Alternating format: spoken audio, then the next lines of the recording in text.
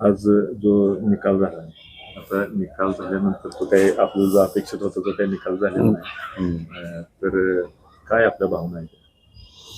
एकंदरीत ह्या निवडणुकीच्या पार्श्वभूमीवर मला एक समजलं किंवा अ, कळालंय की राजकारणामध्ये चांगल्या लोकांनी जरी पार्टिसिपेट केला आणि जर त्यांच्याकडे आर्थिक बाजू जर थोडी कमकुवत असेल तर राजकारणामध्ये आर्थिक बाजू कमकुवत असणाऱ्याला धरलं जात नाही.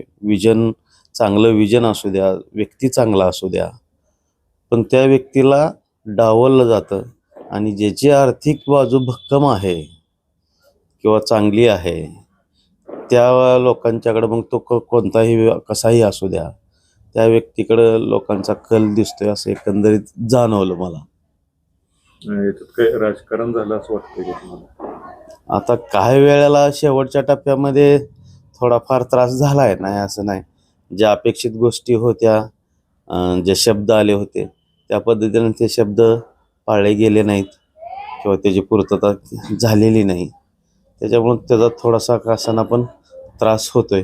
कारण का आम्ही सगळा समाज प्रभाग एक करून रॅलीच्या वेळेला माझ्याबरोबर 600 ते 700 लोकांचा सहभाग होता, ते शेवटच्या मतदानाच्या आदल्या दिवसापर्यंत.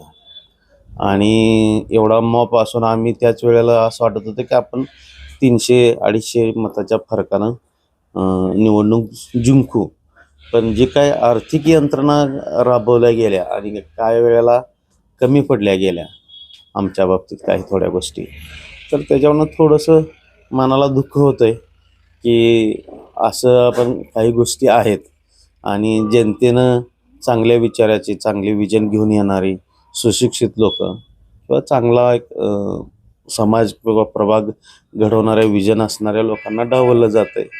हे कुठंतर मनात खंत आहे. जे तुम्ही ज्या पक्षाकडून उभा राहिला, भारतीय जनता पार्टी, त्याचे जे काही आहेत लोक, तर त्यांनी तुमच्या बरोबर वागणूक कशी काय दिलेली? नाही, भारतीय जनता पार्टीचं 100% आम्हाला साथ होती.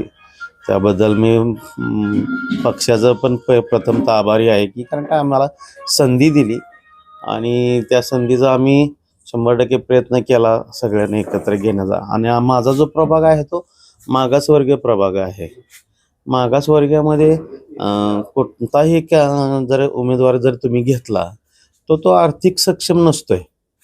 तो ज्याच्याकडे विजन असेल, त्याच्याकडे काम करण्याची इच्छा असेल, नवीन विचारधारा असेल, सगळ्यांना एकत्र घेऊन चालायचा सगळा संकल्प असेल, पण मागासवर्गीय हा जेमतेम पोट भरणारा वर्ग आहे. आणि त्याच्या ठिकाणी मग अपोजिटला असू द्या किंवा इतर कोणीही असू द्या, जे आर्थिकनं वाढ किंवा माणसांची दिशाभूल करणं ह्या गोष्टी घडत आहेत.